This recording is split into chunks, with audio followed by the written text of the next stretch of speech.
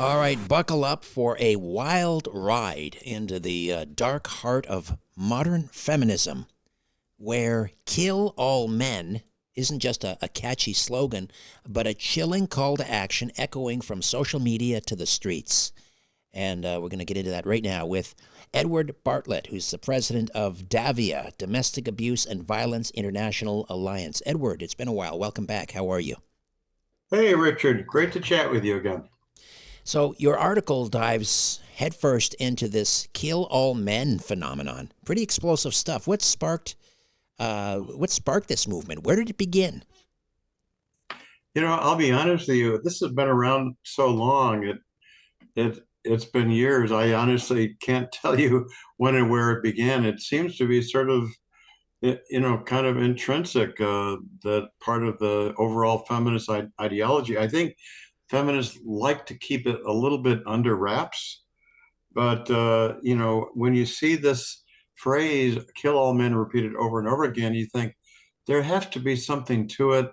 Let's dig a little deeper. And that's what we actually did on this press release. So just to be clear, we're not talking about killing all men euphemistically or tongue in cheek. We have radical feminists saying or posting on social media, in all seriousness, kill men.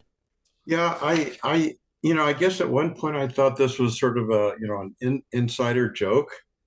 But the more I look into it, I think no, it's not a joke. It is really part and parcel of the feminist ideology. Let's keep in mind that feminism is based on neo-Marxist thinking. Hmm.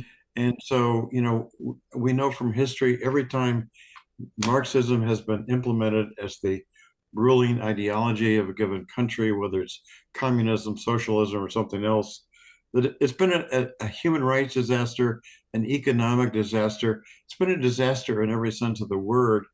And now we're seeing just yet another variation of that same theme.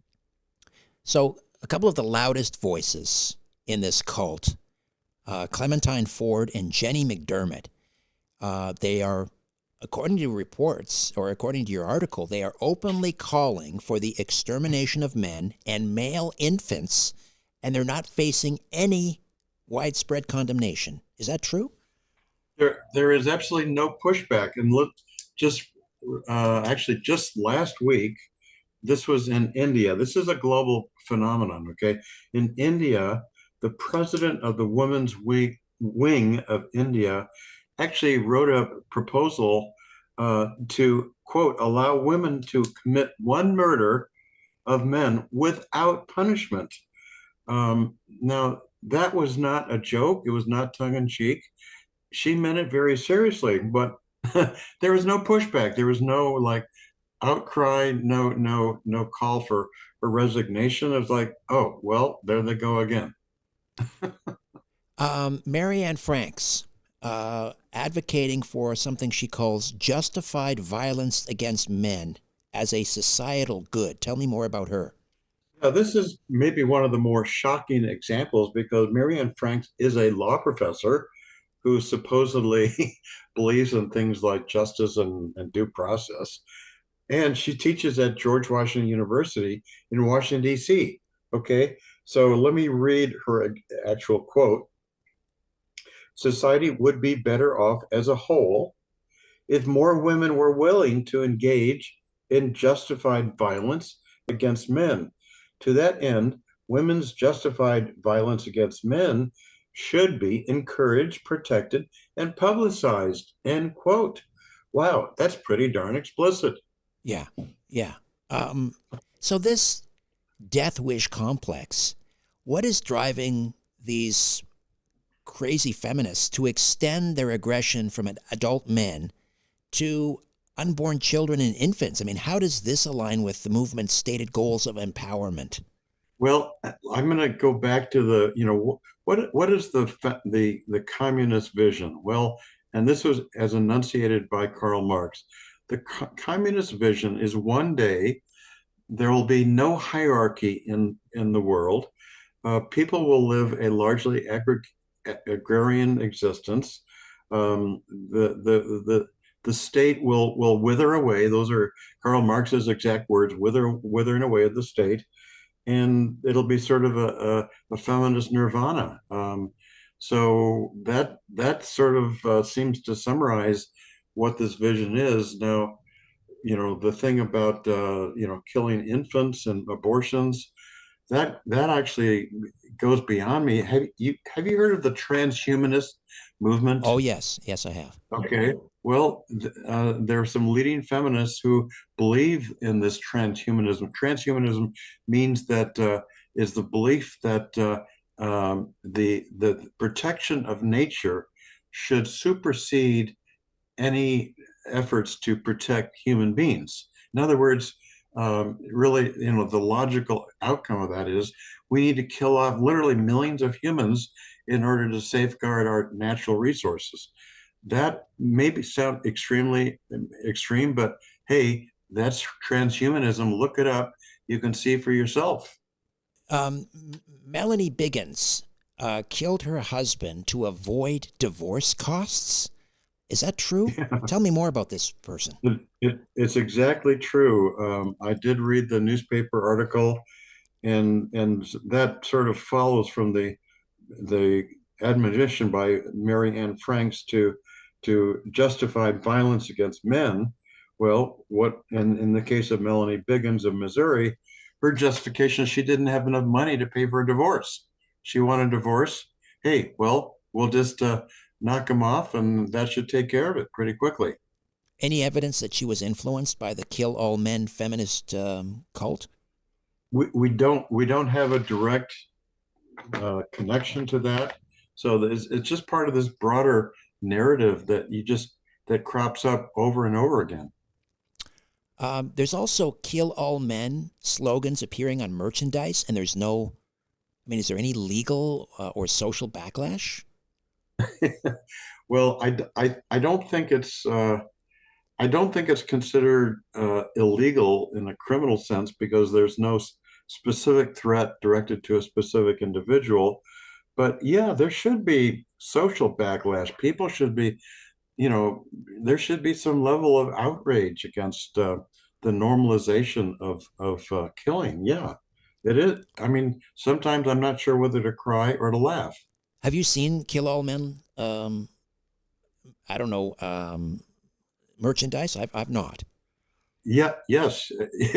You can go on the internet and search under "Kill All Men" mugs, and hey, you'll see it right there. And they have T-shirts and hoodies and other shirts that say "Kill All Men." So yeah, this is a cultural phenomena that I think we need to deal with, and I think the broader lesson here, Richard, is that there are a lot of people who, apart from the abortion issue, they think, well, feminism has its flaws, but overall, it's been a good thing. Overall, it's been a good development for society. Well, I'm going to challenge that. Why did so many people celebrate International Women's Day just a couple of weeks ago? Did they realize that International Women's Day was first organized by the American Socialist Party in 1909? So that's what I'm saying is it's not like it's just abortion is the only issue here. This is a broader, I'm going to call it an assault on American society and Canadian society, and we need to take note of that. So if these radical feminists continue to push this murderous rhetoric and there's no consequence, I mean, what prevents society from descending into sanctioned gender-based violence? I mean, who's going to be held accountable when it does? Well, that's exactly the question that this press release is designed to raise, is that feminism is undermining so many of our fundamental beliefs in fairness, due process, whether you're looking in the criminal system. And we already know that if a man and a woman could commit exactly the same crime, the woman will get a very mild wrist slap, and the man will get the book thrown him. So we already see that double standard. You've heard the phrase "believe women." Well, that wasn't just an innocuous phrase that was bandied about. It was promoted to well, give it more credibility to women in the criminal system. Right, right. I mean, on a kind of a sidetrack or a sidebar here, you look at the United Nations and the UN Women Program faces exclusively on, for example, the 11% of female journalists that were killed in 2021. That was the headline. 11% of journalists killed were women. They ignored the 89% who were male victims. I mean, what does this reveal about institutional bias with global organizations? There is a profound and deeply troubling institutional bias here. It's not just UN women.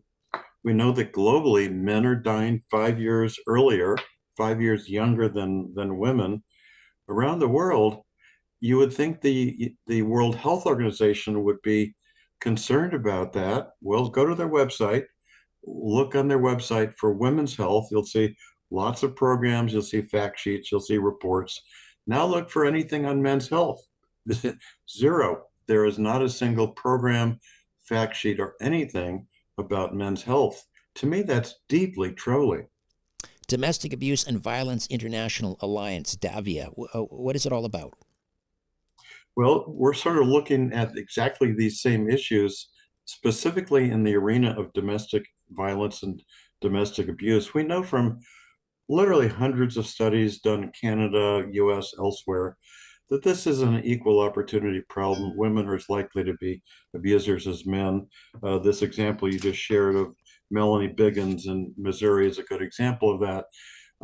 So this is just not controversial from a scientific point of view, but go to the websites, UN Women, go to websites of various feminist organizations that they simply they will talk about male perpetrated domestic violence, but not a word, not a peep about female perpetrated violence. And I mean, for example, we know that lesbian perpetrated domestic violence is far higher than homosexual or heterosexual domestic violence. You would think, well, at a bare minimum, if feminists cared about lesbian women, they would be talking about this. But no, it's a complete radio silence. You also point out that women commit 72% of infanticides. 72% of women or of infanticides are committed by women,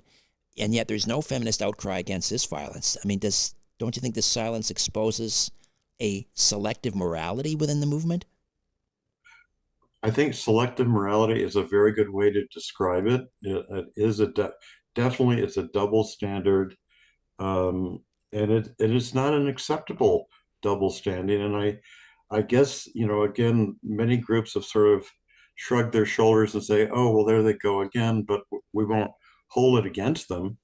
But what I'm saying is that these really troubling, egregious examples are so widespread. It's time to ask the bigger questions. Is feminism actually a more harmful ideology than a helpful ideology? Especially when you know that in the United States, 56% of young American females who presumably all consider themselves feminists, 56% have been told that they have a mental health problem. I mean, so this is not just a social societal problem. This is something that's not been good for women either. Edward Bartlett, president of DAVIA, Domestic Abuse and Violence International Alliance. Edward, thank you so much. This is absolutely chilling to learn about this death wish movement within the radical feminist camp. Thank you so much. My pleasure, Richard. Hey, this is Richard Serrett. Welcome to my YouTube channel. Don't forget to like and subscribe.